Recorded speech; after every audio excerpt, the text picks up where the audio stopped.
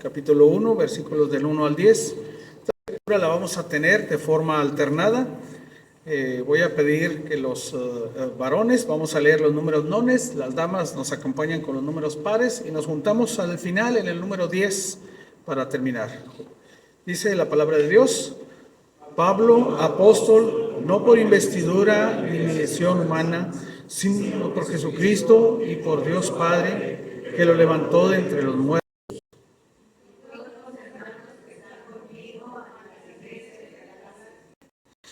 Que Dios nuestro Padre y Salvador Cristo les conceda gracia y paz.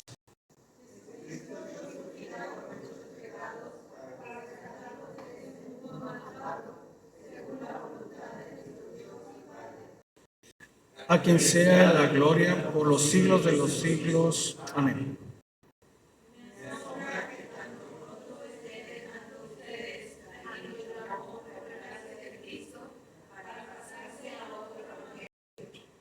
No es que haya otro evangelio, sino que ciertos individuos están sembrando confusión entre ustedes y quieren transgiversar el evangelio de Cristo.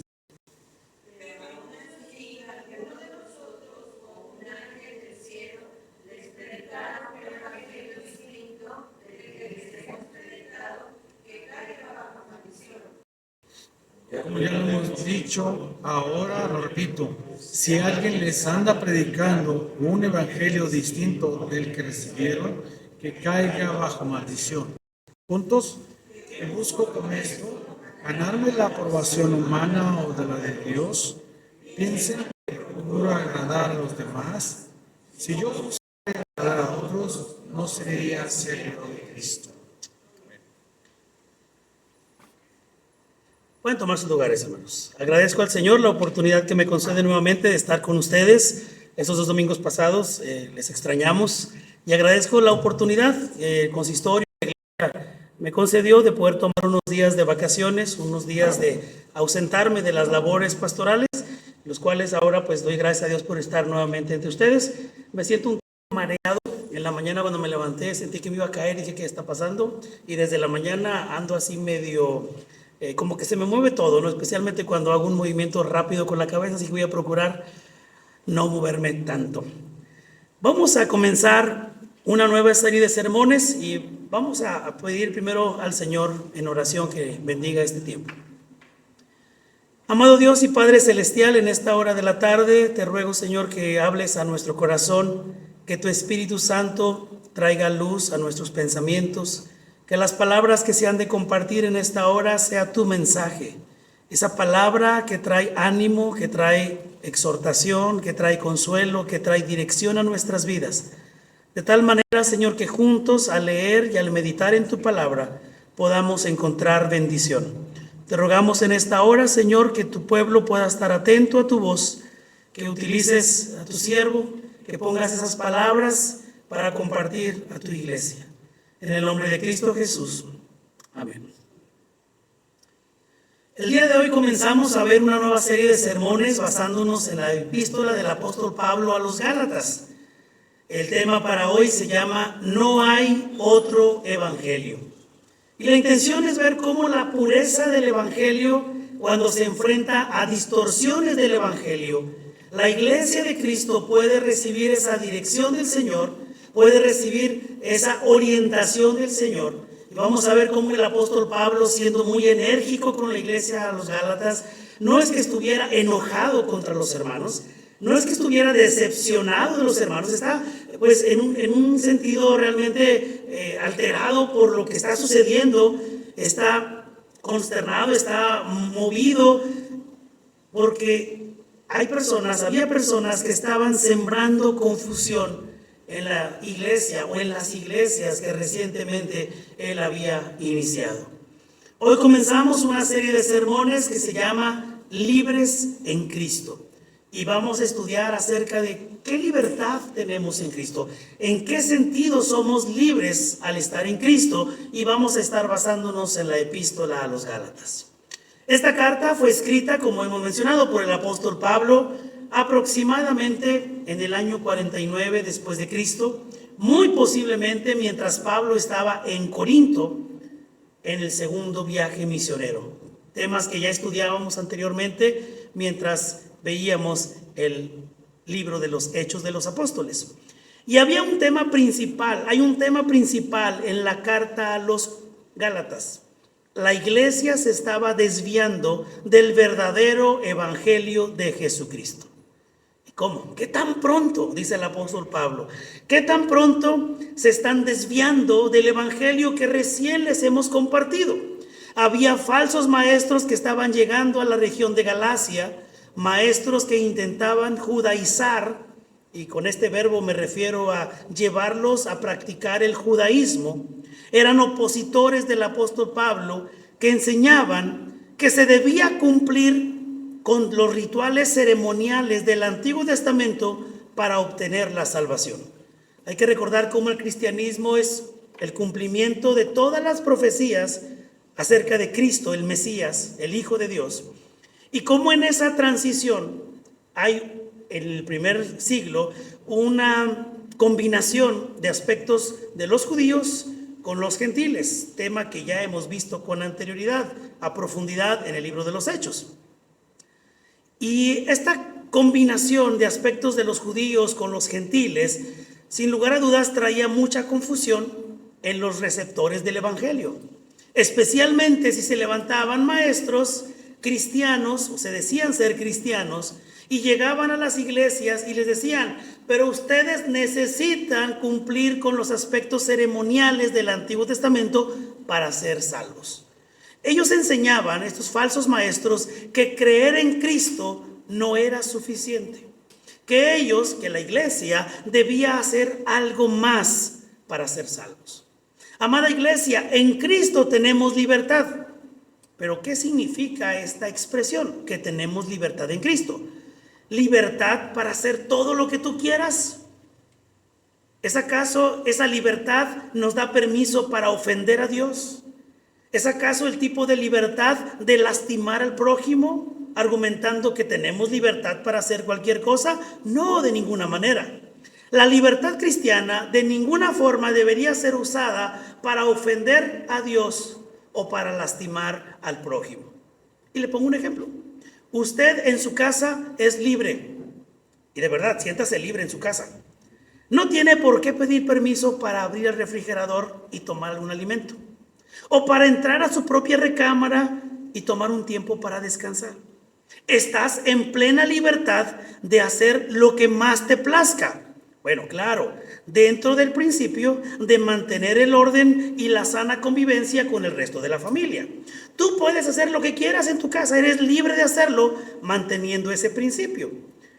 El principio de mantener el orden y la sana convivencia con los miembros de tu familia. En Cristo tú eres libre. Significa que puedes vivir en paz con Dios porque Jesús, el Hijo de Dios, quien es nuestro Salvador, murió en la cruz en nuestro lugar para darnos vida eterna al creer en Él. Ya no necesitamos cumplir con los rituales ceremoniales del Antiguo Testamento para establecer una relación con Dios. El versículo 4 resume lo que es el Evangelio. Es la síntesis desde la perspectiva de Pablo a los Gálatas. Dice: Jesucristo dio su vida por nuestros pecados para rescatarnos.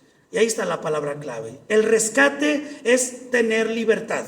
El rescate es sabernos libres de este mundo malvado, según la voluntad de nuestro Dios y Padre. Esta es la síntesis del Evangelio desde la perspectiva de Pablo a los Gálatas. Y podemos ver la introducción a la epístola en los primeros 5 versículos a manera de introducción a esta serie de sermones. Como toda carta, desde los tiempos antiguos, tenía un remitente, quién está escribiendo la carta, un destinatario, a quién se le está escribiendo la carta, y un saludo. En los primeros 2 versículos, en la primera parte del versículo 2 y versículo 1, Pablo quiere dejar bien claro el origen de su apostolado. ¿Quién había enviado a Pablo a la región de Galacia a plantar, a sembrar, a iniciar esta iglesia? Y su origen es, el apostolado tiene un origen divino, Jesucristo y por Dios. Y él aclara en el versículo 1, no por investidura ni mediación humanas. Desde un principio, el apóstol Pablo quiere dejar muy claro y quiere establecer una gran diferencia con aquellos que estaban sembrando la confusión en los hermanos en Galacia. Y lo que él quiere dejar claro es que su apostolado, su predicación, su mensaje, versículo 1, no por investidura ni mediación humana. En contraste con aquellos maestros que estaban sembrando confusión. No venían ellos de parte de Dios. Estaban sembrando confusión en una iglesia joven, porque había sido iniciada recientemente por el apóstol Pablo, el mismo apóstol Pablo, en su primer viaje misionero. Si podemos recordar en un pequeño mapa que tenemos, me parece que está a continuación. Sí. Ahí está la región de Galacia. Galacia estaba dividida prácticamente en dos secciones, la sección del norte y la sección del sur, y en el sur estaba Iconio, Listra, Derbe, y también estaba ahí muy cerca de ellos Antioquía de Pisidia. En esa región el apóstol había iniciado recientemente en su primer viaje las iglesias. Y ahora les está escribiendo y se presenta como apóstol por Jesucristo y por Dios Padre. ¿A quién le escribe? En el versículo 2, de una forma muy directa y hasta fría, pudiéramos llamarlo así, les escribe a las iglesias de Galacia. Antes de esto, Pablo les escribe en compañía, versículo 2, de todos los hermanos que están conmigo. Es difícil determinar en ese momento quiénes eran todos los hermanos. Algunos dicen, bueno, recordemos que estaba Silas, estaba Timoteo. Habrá que recordar que algunos de ellos se fueron uniendo en el camino, en su viaje misionero. No necesariamente eran los hermanos de una iglesia establecida. Había personas que acompañaban a Pablo en ese momento, pero el apóstol Pablo es el que está dando la instrucción, el que está escribiendo esta carta para recordarles en qué consiste el verdadero evangelio. Y el destinatario entonces son las iglesias de Galacia. Tal vez suena un tanto seco esta manera de referirse al destinatario. Se comienza sintiendo la tensión en el ambiente. ¿Por qué? Mire, si comparamos cómo Pablo en el capítulo 1 de Romanos les escribe a los hermanos en Roma, les dice a los amados de Dios llamados a ser santos. A los hermanos en Corinto, que no eran la mejor iglesia y la iglesia modelo en ese primer siglo, les llama a los que han sido santificados en Cristo Jesús y llamados a ser su santo pueblo. Primera de Corintios 1:2. A los hermanos en Éfeso les escribió a los santos y fieles en Cristo Jesús. A los hermanos en Filipos les escribió a todos los santos en Cristo Jesús. A los hermanos en Colosas, capítulo 1, versículo 1, les escribió a los santos y fieles hermanos en Cristo. A los hermanos de Tesalónica les escribió a la iglesia de los tesalonicenses que está en Dios el Padre y en el Señor Jesucristo. En la segunda carta a la misma iglesia en Tesalónica les escribió a la iglesia de los tesalonicenses unida a Dios nuestro Padre y al Señor Jesucristo. Y a los Gálatas nada más escribió a las iglesias de Galacia. Y no es que Pablo no amara a la iglesia. No es que Pablo el apóstol no tuviera un sentido de amor o compasión por la iglesia. Sin embargo, hay una tensión en este principio de la carta, lo que nos hace ver que aún en el mismo saludo de los versículos del 3 al 5, el apóstol Pablo escribe lo siguiente: que Dios nuestro Padre y el Señor Jesucristo les concedan gracia y paz. Jesucristo dio su vida por nuestros pecados para rescatarnos de este mundo malvado, según la voluntad de nuestro Dios y Padre, a quien sea la gloria por los siglos de los siglos. Amén. Y entonces, de los versículos del 6 al 10, comenzamos a ver el contenido de la carta. Hemos visto brevemente lo que es el remitente, destinatario y el saludo. A partir de los versículos del 6 al 10, comienza el contenido de la epístola. En las cartas, normalmente, después de ver la introducción, que consiste en el remitente, destinatario y saludo, esperaríamos encontrar palabras de gratitud, de reconocimiento hacia quien va a leer esta carta. No es lo que encontramos aquí. Normalmente esperaríamos leer palabras donde se mencionara algo digno y admirable de quien va a leer, como pudiéramos ver en las demás epístolas a las iglesias. Pero aquí sucede todo lo contrario. No hay palabras de gratitud como la carta a los romanos, filipenses o corintios, sino palabras llenas de conmoción por la condición, por el desvío que las iglesias en Galacia están tomando. Se están desviando del verdadero evangelio.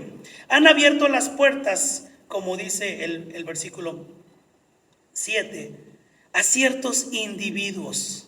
No los llama maestros, no les dice profetas, no les dice apóstoles, ni siquiera les llama hermanos. Es muy interesante que el apóstol Pablo está siendo muy enérgico al escribir esta carta, porque se ha dado cuenta, versículo 7, que hay ciertos individuos que están sembrando confusión, distorsionando el evangelio verdadero. Se dice que en los Estados Unidos y seguramente en muchos países, los agentes del tesoro, las personas que manejan el tesoro, los billetes, que pueden identificar los billetes falsos, no perdiendo el tiempo revisando cada billete falso. Yo no sé si tú has sido víctima de alguna ocasión de haber recibido un billete apócrifo, un billete que no es verdadero. Pero ¿sabes cómo se entrenan a las personas que tienen que manejar una gran cantidad de billetes? Bueno, aquí tenemos hermanos que seguramente tienen más información que nosotros sobre esto. Pasan mucho tiempo, muchas horas con los billetes verdaderos. Y con el tacto pudieran reconocer fácilmente cuando un billete es falso. Conocen también el original, que cuando aparece un billete falso, lo detectan de inmediato. De la misma manera, de una manera similar, quiero decir, el apóstol Pablo, al escribirle a los hermanos de Galacia, estaban recibiendo una enseñanza llena de confusión por un evangelio adulterado, un evangelio distorsionado. Pablo les recuerda, no hay otro evangelio. El evangelio verdadero es uno solo, y cualquier alteración de ese evangelio lo convierte en un engaño peligroso. Hoy en día también hay muchos mensajes que parecen ser el verdadero evangelio, pero hay que tener mucho cuidado, amada iglesia, porque no lo es. Algunos mensajes pueden ser atractivos, algunos mensajes pueden prometernos prosperidad, algunos mensajes pueden suavizar el pecado. Pero cuidado, si el apóstol Pablo fue muy tajante en el primer siglo al escribir a la iglesia en Galacia, ¿qué nos escribiría a la iglesia del siglo XXI? ¿Qué nos diría? Si alguien predica otro evangelio, que esté bajo maldición. Fue lo que dijo el apóstol Pablo, que sea anatema. La palabra anatema viene del griego anatema, es una transliteración nada más. Es la palabra que quiere decir que esté bajo maldición. La verdad que veremos hoy es muy clara. El evangelio de Jesucristo es único, verdadero y suficiente. Cualquier otro mensaje que lo distorsione no es evangelio en absoluto. Así que estaremos viendo 4 aspectos con respecto al verdadero evangelio. No hay otro evangelio. 1, el origen del verdadero evangelio. Como ya hemos visto los primeros versículos del 1 al 5, el apóstol Pablo comienza aclarando de dónde viene su autoridad apostólica. No es enviado por los hombres, es enviado por Dios. Es apóstol por Jesucristo y por Dios Padre, que lo resucitó de entre los muertos. Amada iglesia, el verdadero evangelio no es un invento humano, no nació de una tradición y no es producto de una filosofía ni en la creatividad de un predicador. Viene de Dios mismo. En los 3 domingos pasados, en este mes de agosto, hemos estado estudiando precisamente que la palabra de Dios, la Biblia como palabra de Dios, es revelada, es inspirada de Dios, es inspirada por Dios y nos es útil, es palabra viva, que Dios usó a personas inspiradas por el Espíritu Santo para darnos su mensaje. Dios nos reveló a Jesucristo, quien se entregó por nuestros pecados para librarnos de este siglo malo, de este mundo, como dice el versículo 4. Así que, amada iglesia, nuestra fe debe descansar únicamente en la obra de Cristo. Si alguien le añade o intenta añadirle algo a la obra de Cristo, debemos estar muy alertas. Cuando nuestra confianza está en doctrinas humanas o en líderes carismáticos, líderes que atraen a grandes multitudes, o en emociones pasajeras, estaríamos construyendo sobre la arena y no sobre la roca firme. Solo el Evangelio de Cristo es nuestra roca firme. Para todos aquellos que les gusta la cocina, cuando tú recibes una receta de alguno de tus seres amados y te comparten una receta, ¿qué tal si tú la cambias un poquito? Bueno, si aun cuando sea un poco lo que tú la modifiques, podríamos decir, ya no es el mismo platillo, ya no va a tener el mismo sabor, la misma sazón, porque algo va a cambiar. El Evangelio, amada iglesia, es la receta perfecta de Dios, que consiste en salvación por gracia mediante la fe en Jesucristo. No necesitamos ingredientes extras. No necesitamos agregarle buenas obras para ser salvos. Una gran diferencia que existe en la enseñanza y la doctrina de la iglesia después de la Reforma en el siglo XVI es que la iglesia es salva, que la persona puede ser salva solo por gracia, solo por fe, no por obras. Se estuvo enseñando durante siglos previos a la Reforma de que el ser humano necesitaba fe más obras. De hecho, quienes siguieron en ese camino de fe y obras, es decir, aquellos que no abrazaron la fe reformada, el día de hoy siguen enseñando y predicando que es necesario hacer buenas obras, además de tener fe en Cristo, para ser salvos. Y esta es la gran diferencia en el entendimiento de la justificación por fe y no por obras. Cuando Cristo dijo en la cruz, consumado es, lo estaba diciendo en serio.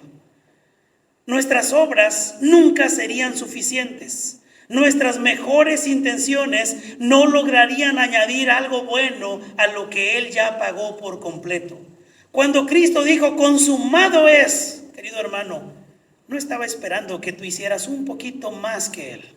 No estaba esperando que tú le añadieras algo a lo que Él hizo para ser salvos. Cuando Él dijo, consumado es, estaba diciendo, todo está cubierto, todo está pagado. No es necesario hacer algo más para ser salvos. Cristo ya lo pagó. Y las iglesias en Galacia no estaban entendiendo a la perfección esta enseñanza. En segundo lugar, hay un gran peligro al recibir un evangelio distorsionado. Versículos 6 y versículo 7. Pablo expresa su sorpresa y su dolor al ver la condición de las iglesias en Galacia. Él dice en el versículo 6, me asombra que tan pronto estén dejando ustedes a quien los llamó por la gracia de Cristo para pasarse a otro evangelio. Los gálatas estaban cambiando la gracia por un evangelio distorsionado. Y luego él aclara, no es que haya otro evangelio, versículo 7. Lo que sí había es que había personas que estaban pervirtiendo el evangelio, que estaban confundiendo a los hermanos en Galacia, que estaban alterando, que estaban torciendo la verdad. ¿Sabe? Hoy en día, en nuestra actualidad, también circulan otros evangelios.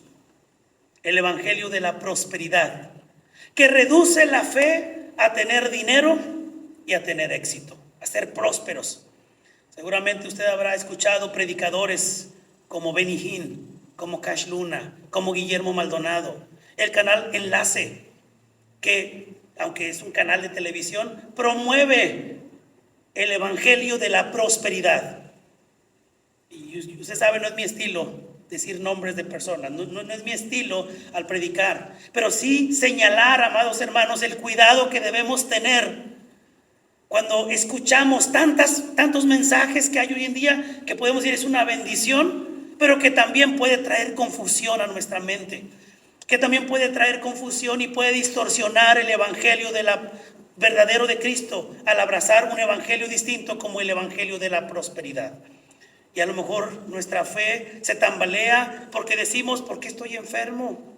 Si yo creo en Cristo. Y el evangelio de la prosperidad promete que tú no te vas a enfermar si estás en Cristo. Promete que te va a ir muy bien económicamente si ya sembraste para Cristo. Cuidado, amada iglesia, si abrazamos un evangelio distinto. El evangelio del legalismo, que añade requisitos humanos para ganar la salvación. Hace algún tiempo conocí a algunas personas que tenían este sentir, este espíritu del versículo 7, aquellos individuos que estaban sembrando confusión. Hace algún tiempo conocí a unos hermanos en la fe que estaban abrazando el judaísmo, y hoy en día es un tanto común esta mezcla de fe. Las personas a las cuales me refiero, cuando hablaban con Dios, le hablaban en términos hebreos y le decían al Dios, le decían al Padre, decían Kadosh, Kadosh, Kadosh, santo, santo. Usaban palabras como si estas palabras los acercaran más a Dios o como los hicieran más espirituales. Se cubrían su cabeza con un kipá, como lo hacen los judíos. Ponían los símbolos de Israel, de la nación de Israel, en los mantos para cubrir la mesa de la comunión. Yo decía, hay confusión, hay un legalismo, hay obras humanas. Y la persona me decía, es que así es como tenemos que hablarle a Dios para que Él nos escuche. Adonai, tú que estás en los cielos, no usaba la palabra cielo, no recuerdo qué palabra en el hebreo utilizaba. Yo decía, hay confusión. Cuando le añadimos a la fe auténtica, la fe verdadera en el Evangelio de Jesucristo, con elementos para tratar de ganar la salvación. O el Evangelio light, ¿qué significa esto? Cuando quitamos el llamado al arrepentimiento y acomodamos el mensaje para que la audiencia no se incomode. Queremos ser populares y no necesariamente auténticos con la Escritura. Cuidado cuando abrazamos un evangelio distinto al verdadero evangelio de Jesucristo. Todos ellos parecen atractivos, pero no son más que falsificaciones y distorsiones. Hace un momento ponía el ejemplo de cómo las personas, al ser entrenadas para poder distinguir a un billete falso de los que no lo son, a nosotros nos pueden engañar. A nosotros fácilmente nos pueden dar un billete que no es auténtico. Y tal vez cuando llegamos al banco o cuando otra persona que tiene un poquito más de pericia nos dice, oye, este billete es falso. ¿Pero por qué? Mira, no tiene ciertos elementos. Especialmente si es un billete de otro país. Ahí sí nos puede ir muy mal. De igual manera, un evangelio distorsionado, adulterado, puede sonar convincente, pero no salva, porque carece del poder de Dios, carece de la autenticidad del poder de Dios. El tercer lugar, la seriedad de predicar un falso evangelio, versículos 8 al 9. Pablo utiliza aquí unas palabras que son muy fuertes, pero si alguno de nosotros, versículo 8, si alguno de nosotros o un ángel del cielo les predicara un evangelio distinto del que les hemos predicado, que caiga bajo maldición. Versículo 8. Normalmente los cristianos no decimos maldiciones. Y cuando digo no decimos maldiciones, hablamos de que no usamos palabras altisonantes. Pero en nuestro léxico procuramos no ofender al prójimo. Procuramos mantener un lenguaje que bendiga, que sea edificante. Y eso no quiere decir, y a lo mejor ya te estoy haciendo pensar, hermano, en palabras que no son edificantes. No las pienses, olvídate de ellas por un momento. Lo que quiero decir es que el apóstol Pablo está diciendo una maldición, está declarando una maldición para aquellos que están predicando o enseñando un evangelio distinto, que sea anatema, como decía hace un momento, o como traduce la Nueva Versión Internacional, que caiga bajo maldición, que no reciba bendición. Es la cara opuesta. Lo repite en el versículo 9 para que quede muy claro. Como ya lo hemos dicho, ahora lo repito, si alguien les anda predicando un evangelio distinto del que recibieron, que caiga bajo maldición. Son palabras muy fuertes y nos advierte la seriedad, queridos hermanos, de no abrazar un evangelio distinto al que se ha recibido. Esto nos muestra que no importa quién sea el mensajero, puede ser un líder famoso, un predicador influyente o un supuesto ser espiritual, o tal vez hoy en día, en términos más actuales, un influencer en las redes sociales. No importa quién sea, es más, si es un ángel mismo, dice el apóstol Pablo, que predica algo distinto a lo que han recibido, que caiga bajo maldición. Porque sabe, querido hermano, la autoridad suprema no está en la persona que está hablando, sino en el mensaje de Cristo revelado en la Escritura. Tal vez pudiéramos quedarnos apantallados con títulos académicos, eclesiásticos que una persona pueda presentar.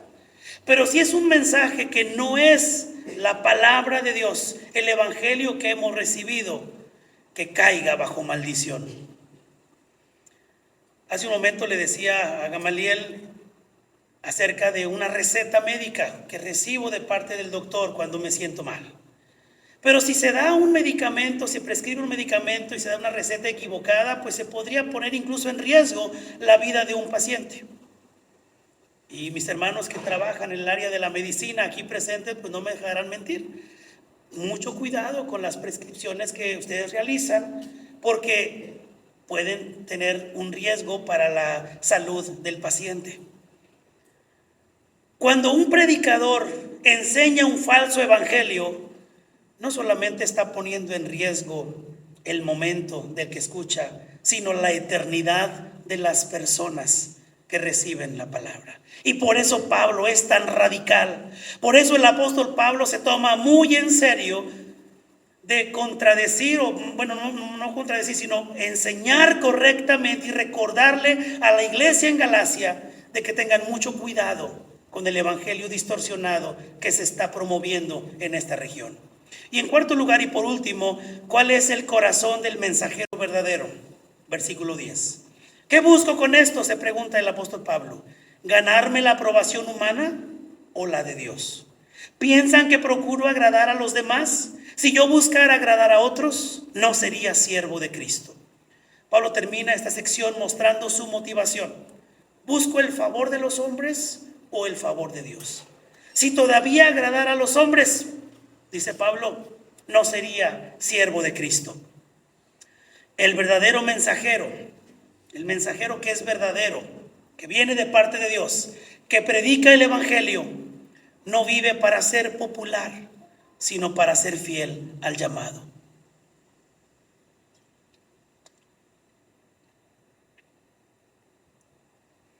Se dice que la abejita, cuando está por morir, se aleja de la colmena, después de haber servido incansablemente, sabiendo que cumplió su objetivo: servir a la colmena, ser útil a la causa de la colmena. La abejita no espera recibir un reconocimiento, sino saber que su vida valió la pena. Obviamente lo estamos hablando en términos humanos, ¿verdad? Al saber que su vida valió la pena porque sirvió a la colmena. El evangelio, amada iglesia, no es un mensaje cómodo, porque confronta nuestro pecado, porque exige arrepentimiento, pero precisamente porque salva, debemos proclamarlo tal cual. Hoy necesitamos cristianos que no vendan, que no diluyan el evangelio para agradar al mundo, porque el mundo necesita escuchar la verdad, aunque ésta nos incomode o les incomode. El mundo necesita escuchar la verdad, aunque incomode. Imagine un bombero que está por apagar un fuego. No piensa en ser simpático cuando dice o cuando grita: ¡salgan de la casa! ¡Hay fuego! Su intención no es herir, sino salvar. Pero él no llega diciendo: ay, voy a decirlo así suavecito para que no se vayan a enojar, especialmente porque están dormidos. Oye, hay fuego. ¿Quieres despertarte? No, Él va a accionar todo lo que tenga a su alcance. Muy posiblemente las personas ya se han dado cuenta que hay fuego, pero si no es así, sabes a lo que me refiero. Alertas, no pasa por tu mente, ay, se va a enojar conmigo porque lo desperté, porque estaba bien dormido y lo desperté porque hay un incendio. No piensas en eso. Hay peligro y la intención es salvar a la persona. Así también el predicador del evangelio habla con urgencia, porque hay personas en riesgo, no de una quemadura de segundo o tercer grado, sino de una perdición en el fuego eterno. En conclusión, el evangelio no nace en el corazón de los hombres, sino en el corazón de Dios. Pablo, apóstol de Jesucristo, apóstol por Jesucristo y Dios Padre. No hay otro evangelio verdadero. Cualquier distorsión es un engaño. Predicar un falso evangelio es un pecado grave que pone a la persona bajo maldición. Y en cuarto lugar, el verdadero siervo de Cristo vive para agradar a Dios y no al mundo. Así que, amada iglesia, recuerda el versículo 4 de Gálatas. El único verdadero evangelio es este, que Jesucristo dio su vida por nuestros pecados y que Él resucitó, que ofrece perdón y vida eterna a todo aquel que cree en Él. Hoy te pregunto, ya para reflexionar, ¿has abrazado este evangelio verdadero? ¿Estás viviendo en la libertad y la gracia de Cristo? ¿Estás firme en la verdad sin dejarte arrastrar por falsificaciones? ¿Podrías detectar falsificaciones de quien se dice proclamar un evangelio?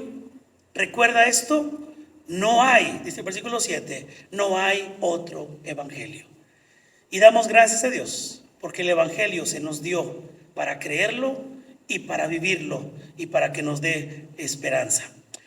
Amado Dios y Padre Celestial, en esta hora damos gracias por la palabra que se nos ha proclamado, recordándonos, Señor, que evangelio solo hay uno, y este es que Jesucristo dio su vida por nosotros, pagó nuestros pecados, murió en esa cruz, resucitó al tercer día y ascendió a los cielos, y está sentado a la diestra del Dios Padre Todopoderoso. Y damos gracias porque tu iglesia que ha recibido el evangelio lo puede vivir, lo puede llevar a la práctica, puede descansar con plena libertad sabiendo que la deuda ha sido pagada.